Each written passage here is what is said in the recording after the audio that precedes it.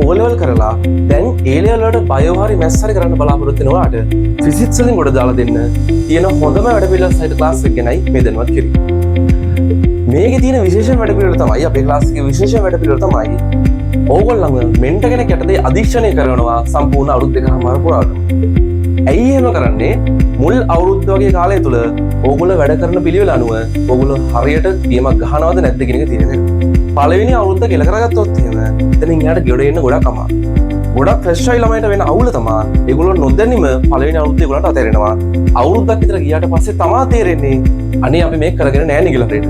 එතකන් ඕගොල්ලන්ට තේරෙන්නේ නැහැ. කල් යන එක තේරෙනවා. එතකොට ඕගොල්ලෝ පරක්කු වැඩි වෙන්න පුළුවන්.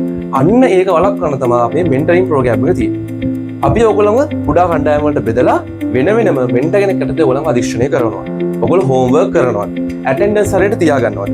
වගේ දේවල් අපි මොනිටර් කරලා ඔයගොල්ලන්ව ට්‍රැක් එකේ තියාගන්න. ට්‍රැක් එක පයින් නැතුව ට්‍රැක් එකේ තියාගන්න අපි ඕනේ වැඩ පිළිවෙල හදනවා.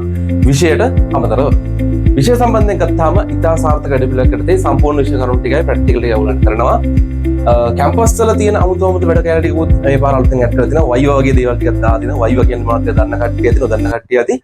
ඇවිල්ලා බලන්න පුළුවන් ඔයගොල්ලන්ට මොනවද මේ තියෙන්නේ කියලා. තව සම්පූර්ණ වැඩ පිළිවෙල අපි පෝස්ට් එකක් විදිහට ඉදිරිපත් කරන්නම්. එහෙනම් 2028 ෆිසික්ස් අලුත් පන්තිය පටන් ගන්නවා හොරණ ඔරියන්ට් ආයතනයේ මාර්තු 8 උදේ 8ට එදාම ඉගෙනන එකත් පටන් ගන්නවා. ඒ හින්දා අනිවාර්යෙන් එදා ඉඳලම එන්න. අපේ වැඩ පිළිවෙලත් එක්ක සම්බන්ධ වෙන්න දැම්ම පහලින් පෙන්වන WhatsApp බටන් එක ක්ලික් කරන්න.